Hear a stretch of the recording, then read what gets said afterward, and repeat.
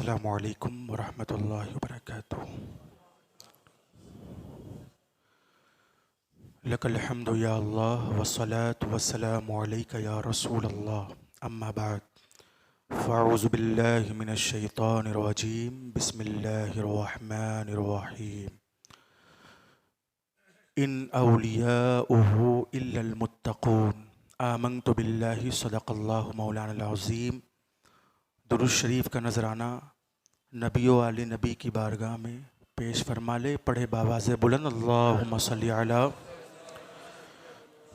سیدنا و مولانا محمد وعلی آل محمد کما تحب و ترضی بان تصلی علی صلاۃ و سلام علیک یا رسول اللہ و علیک یا حبیب اللہ صلی اللہ تعالی علیہ وآلہ وسلم۔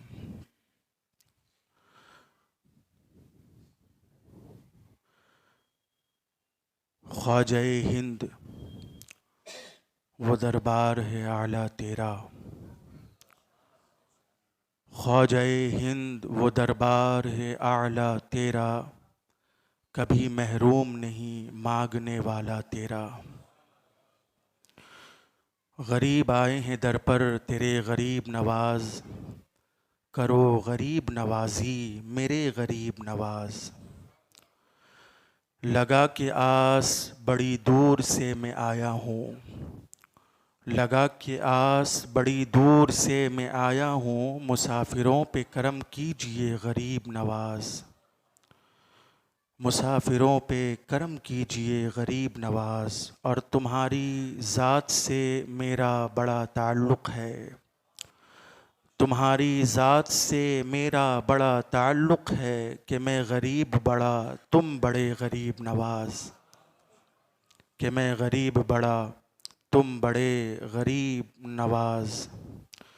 اور تمہارے در کی کرامت یہ بارہا دیکھی، تمہارے در کی کرامت یہ بارہا دیکھی، غریب آئے ہیں اور ہو گئے غریب نواز، غریب آئے ہیں اور ہو گئے غریب نواز۔ حضور اشرف سمنا کے نام کا صدقہ، حضور اشرف سمنا کے نام کا صدقہ، ہماری جھولی کو بھر دیجئے غریب نواز، ہماری جھولی کو بھر دیجئے غریب نواز۔ عنقریب ہمارے درمیان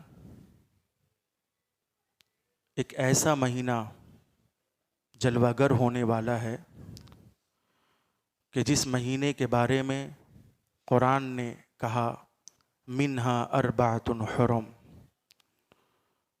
کہ 4 مہینے حرمت والے ہیں، عزت والے ہیں، احترام والے ہیں۔ ان 4 مہینوں میں سے ایک مہینہ رجب المرجب کا ہے۔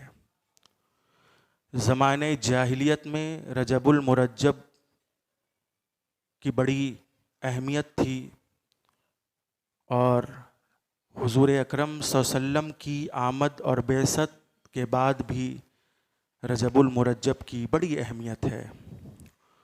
رجب المرجب میں گناہ کرنے والے کی سخت پکڑ ہے، اور نیکی کرنے والوں کے لیے مزید اجر و ثواب ہے۔ اس لیے اس مہینے میں کثرت سے نیکیاں کریں، نوافل پڑھیں، پنجگانہ نماز کی پابندی کریں، قرآن کی تلاوت کریں، ذکر و اذکار کریں، تسبیحات و تحلیلات کریں، اور ہو سکے تو نفلی روزہ بھی رکھ لیں۔ جب چھٹی شریف رجب المرجب کی چھٹی شریف آتی ہے تو دیوانوں کا ہجوم خواجہ خواجگان فخر ہندوستان عطائے رسول اولاد زہرا بطول چمنستان فاطمی کے پھول سیدنا خواجہ غریب نواز رضی اللہ تعالیٰ عنہ کے آستانہ ولایت پر حاضری دیتے ہیں۔ یہ ہجوم حاضری دیتا ہے اور گویا یوں کہہ رہا ہوتا ہے کہ سرکار آپ کے دربار کرم میں حاضر ہو گیا ہوں، بس اللہ کے دربار تک پہنچانا آپ کا کام ہے۔ پوری زندگی ہم نے اللہ اللہ کیا لیکن اللہ نہ ملا، مگر جو ہی کسی نیک پیر کامل، ولی کامل، اللہ والے کی صحبت ہم نے اختیار کی تو اللہ بھی مل گیا، رسول اللہ بھی مل گئے، اس میں کوئی شک نہیں، نو ڈاؤٹ۔ اللہ اور اس کے رسول نے خواجہ خواجگان فخر ہندوستان عطائے رسول سرکار غریب نواز کو غیر منقسم ہندوستان کی ولایت اور حکومت عطا فرمائی ہے۔ جس وقت سرکار غریب نواز ہندوستان میں بھیجے گئے اور ہندوستان کی ولایت اور حکومت آپ کے سپرد ہوئی، اس وقت یہ ہندوستان نہیں تھا، یہ ہندوستان نہیں تھا اس وقت، وہ یہ بٹوارے سے پہلے والا ہندوستان، آزادی سے پہلے والا ہندوستان، غیر منقسم ہندوستان تھا، جس میں الحمدللہ سری لنکا کی بھی شمولیت ہے، پاکستان کی بھی شمولیت ہے، بنگلہ دیش کی بھی شمولیت ہے، اور کئی کنٹریز اس وقت بھارت اور ہندوستان میں گنے جاتے تھے۔ اس غیر منقسم ہندوستان کے اگر کوئی والی ہے، حاکم ہے، بادشاہ ہے تو ہمارے غریب نواز ہے۔ کرسی پر کوئی بھی بیٹھے، راجا تو میرا خواجہ ہے۔ یہ اللہ والے ہیں، اللہ والے کو اللہ اختیار دیتا ہے، اللہ والے ہیں، اللہ والے کو اللہ پاور دیتا ہے، اللہ والے ہیں، اللہ والے کو اللہ حکومت دیتا ہے، اللہ والے ہیں، اللہ والے کو اللہ سلطنت عطا کرتا ہے۔ یہ اللہ والے ہیں، یہ اللہ والے ہیں، اس میں کوئی تعجب کی بات نہیں، کوئی بہت زیادہ حیرانیت کی بات نہیں ہے، کیونکہ اللہ والوں کی مٹھی میں کائنات ہے، اللہ والوں کی مٹھی میں زندگی ہے، اللہ والوں کی مٹھی میں موت ہے۔ یہی وجہ ہے کہ جب سرکار شیخ عبد القادر جیلانی کی بارگاہ میں کوئی مردہ لایا جاتا تھا تو لایا تو مردہ جاتا تھا، لیکن جب واپس ہوتا تھا تو زندہ واپس ہوتا تھا۔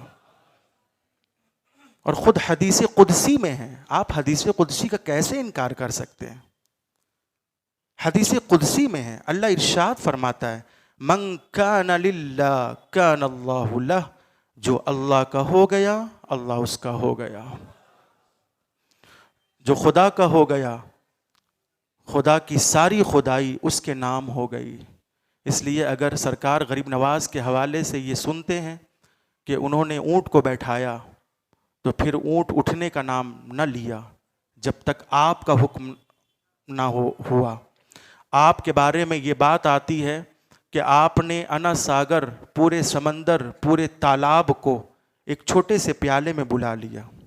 آپ کے بارے میں یہ بات مشہور ہے کہ آپ نے 90 لاکھ مسلمانوں کو کلمہ پڑھا کر اسلام کی دولت عطا فرمائی ہے۔ آپ کے بارے میں یہ بات مشہور ہے کہ آپ نے لاکھوں دلوں پر حکومت کی ہے اور کر رہے ہیں۔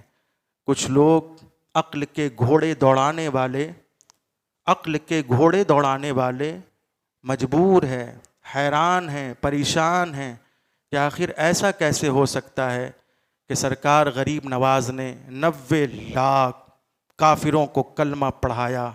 ایسے کیسے ہو سکتا ہے کہ انہوں نے ایک چھوٹے سے پیالے میں پورے انا ساگر کو بلا لیا؟ ایسے کیسے ہو سکتا ہے؟ کچھ عقل کے گھوڑے دوڑانے والے یہ سوچتے ہیں، مگر پھر حدیث قدسی ہے من کان للہ کان اللہ لہ، جو اللہ کا ہو جاتا ہے اللہ کی ساری کائنات اس کی ہو جاتی ہے۔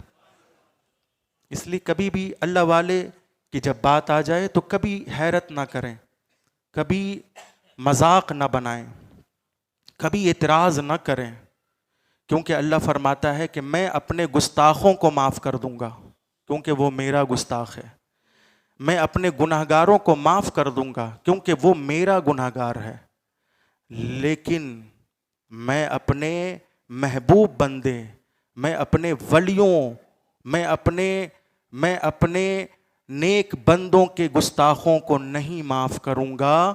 کیوں؟ اس لیے کہ یہ بھی حدیث قدسی میں ہے، بخاری شریف کی حدیث میں ہے اللہ نے اعلان فرما دیا من عاد لی ولیا فقد آذنتہ بالحرب، کہ جس نے میرے کسی بھی ولی کی شان میں گستاخی کی یا ولی کی کرامات کو سن کر مذاق اڑایا، اعتراض کیا یا انکار کر بیٹھا یا حیرت اور استعجاب میں آ گیا، تو پھر کہا حدیث قدسی میں، بخاری شریف کی حدیث میں ہے، حضرت ابو ہریرہ اس حدیث کے راوی ہے، من عاد لی ولیا فقد آذنتہ بالحرب، تو میرا اعلان جنگ ہے اس سے، میں اس سے اعلان جنگ کرتا ہوں۔ اس لیے واللہ یہ غریب نواز ہیں، یہ تو ولایت عطا کرتے ہیں۔ کسی ولی کی شان تو بڑی چیز ہے، یہ تو بڑی بات ہے، یہ تو وہ ولی ہیں جو ولی ابن ولی ہیں، ولی ابن ولی ہیں۔ یہ غریب نواز الحمدللہ فاطمی گلشن کے مہکتے پھول ہے۔ یہ غریب نواز اپنے بابا جان سید غیاث الدین کی طرف سے حسینی سید ہے۔ یہ غریب نواز اپنی والدہ محترمہ بی بی ماہ نور کی طرف سے حسنی سید ہے۔ حسنی حسینی سادات کرام کے باغوں میں سے ایک باغ، اور اس باغ میں کھلتے ہوئے ایک پھول کا نام ہے غریب نواز۔ اس لیے دیوانوں کا ہجوم عنقریب دربار غریب نواز میں پہنچنے والا ہے، اور اللہ کی بارگاہ میں سرکار غریب نواز کو وسیلہ بنا کر مانگنے والا ہے، اور کہنے والا ہے یہ دیوانہ کہ سرکار میں آپ کے دربار میں آیا ہوں، آپ کے وسیلے اللہ سے مانگنے آیا ہوں۔ آپ ایسا بھی کہہ سکتے ہیں سرکار میں آپ سے مانگنے آیا ہوں، آپ ایسا بھی کہہ سکتے ہیں سرکار آپ کے وسیلے مانگنے آیا ہوں، دونوں اجازت ہے۔ آپ ایسا بھی کہہ سکتے ہیں، کسی ولی کے دربار میں جائیں تو یہ کہہ سکتے ہیں آپ کہ ہم آپ سے مانگنے آئے، اور آپ ایسا بھی کہہ سکتے ہیں کہ سرکار آپ کے وسیلے مانگنے آئے۔ پوری توجہ ہے؟ دیکھیے عقیدے کی بات ہے۔ کچھ لوگ کہتے ہیں کہ یہ ان سے مانگتے ہیں، ان سے مانگتے ہیں، ان سے مانگتے ہیں۔ مانگنا تو اللہ سے چاہیے، تو انہیں پھر میں حدیث بخاری اور جو ہے متفق علیہ حدیث، جس حدیث کو امام مسلم نے بھی اپنی کتاب میں جگہ دی ہے، اور یہ بھی حدیث قدسی ہے۔ کیا ہے؟ حدیث قدسی ہے کہ اللہ فرماتا ہے کہ میرا ولی جب مجھ سے مانگتا ہے تو میں اسے ضرور ضرور عطا کر دیتا ہوں۔ ان سألنی لأعطینہ، حدیث کے الفاظ ہیں، بخاری شریف کی حدیث سنیں کہ میرا ولی مجھ سے اگر کچھ مانگ لے تو میں اسے ضرور ضرور، لأعطینہ، نون تاکید کے ساتھ، لأعطینہ، علماء جانتے ہیں اس کو، نون تاکید کے ساتھ، لأعطینہ، لام تاکید، نون تاکید، دونوں کے ساتھ یہ صیغہ ہے، لأعطینہ، تو میں اس ولی کو، اس محبوب کو ضرور ضرور عطا کرتا ہوں۔ یعنی اللہ اشارہ دے رہا ہے کہ جب کوئی عام بندہ مانگتا ہے نا تو میں اسے دیتا ہوں۔ پوری توجہ ہے؟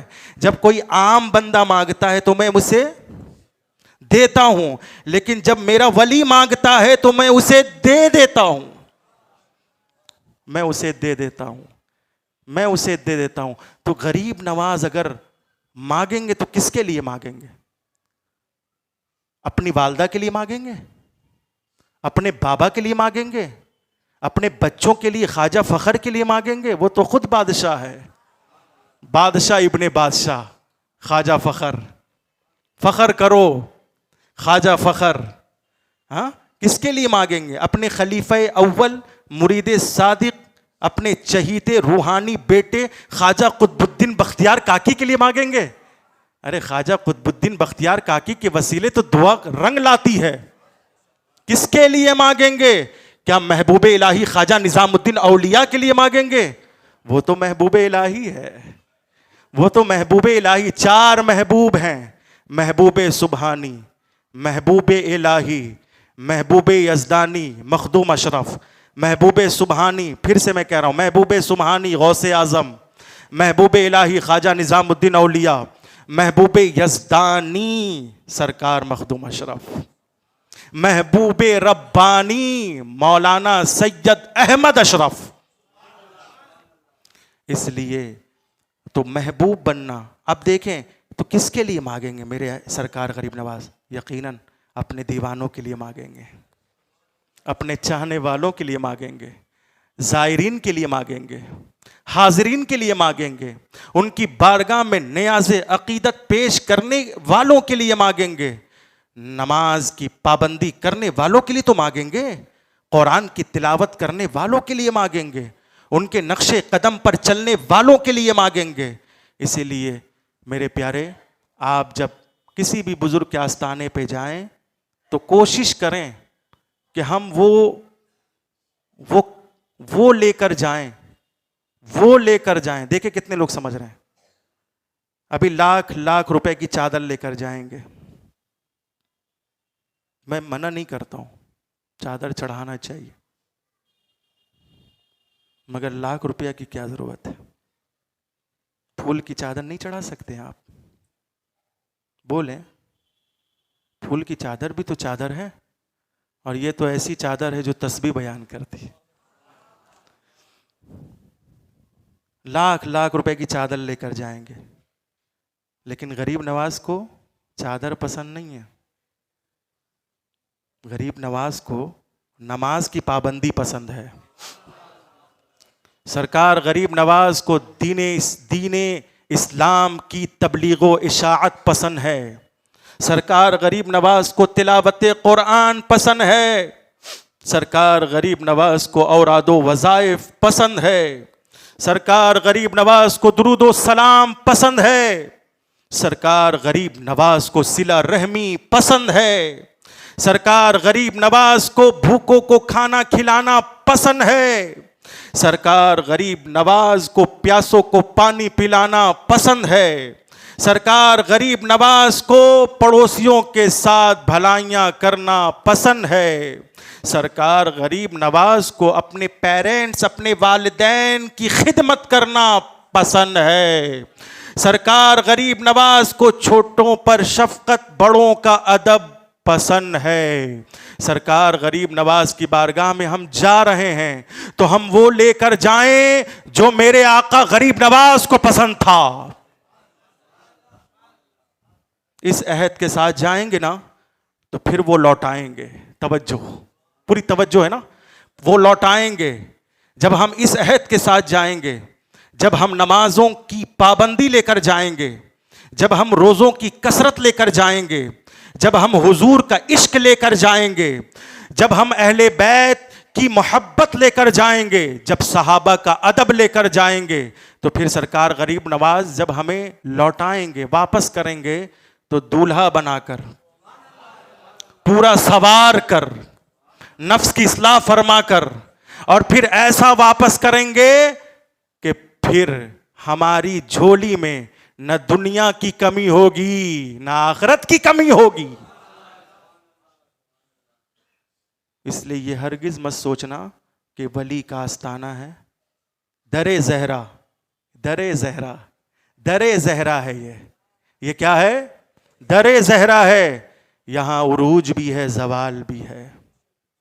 یہاں صرف عروج تصور مت کرنا، یہاں عروج بھی ہے اور زوال بھی ہے.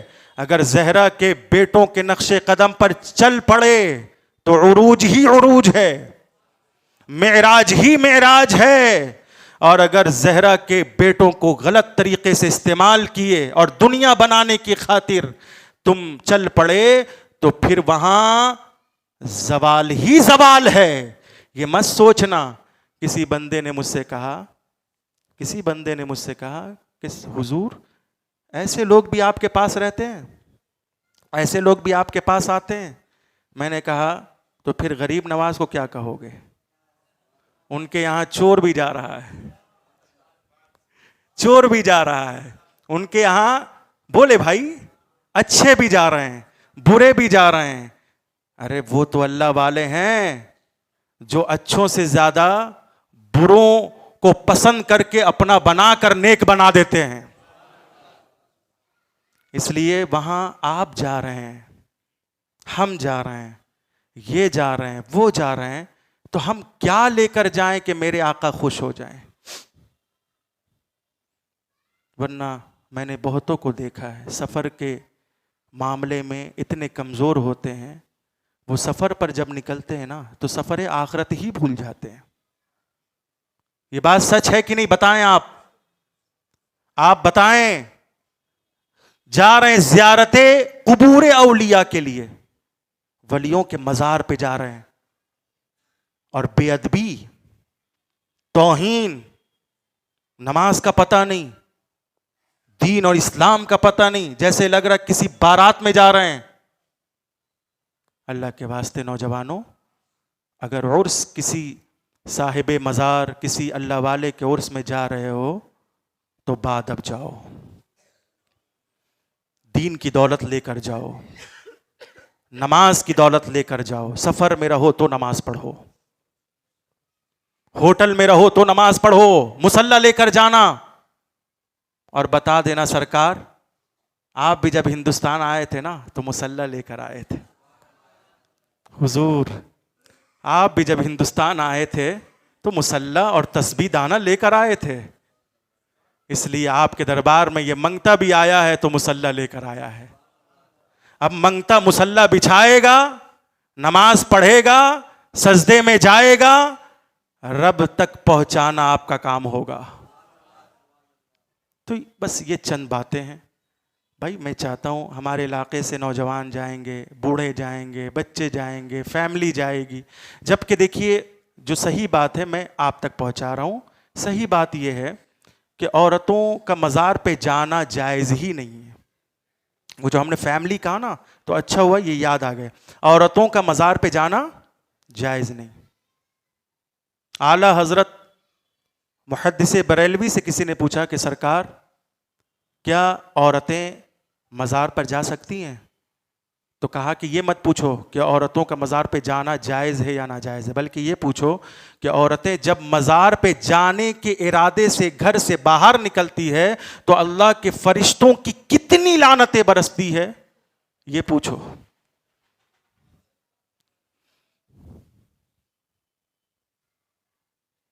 اس لیے آداب زیارت کے ساتھ آپ زیارت فرمائیں، اللہ ہم سب کی حاضری کو قبول فرمائے۔ اور پھر میں ایک اور اعلان کروں گا کہ آپ حضرات اس سال سفر کے سلسلے میں تھوڑا سا سیریس ہو جائیں اور کوشش کریں کہ آپ سفر ترک کر دیں، کیونکہ ابھی جو مسئلہ چل رہا ہے رام مندر کا، 22 جنوری سے 22 فروری تک ماحول ٹھیک ٹھاک نہیں ہے، سازگار نہیں ہے۔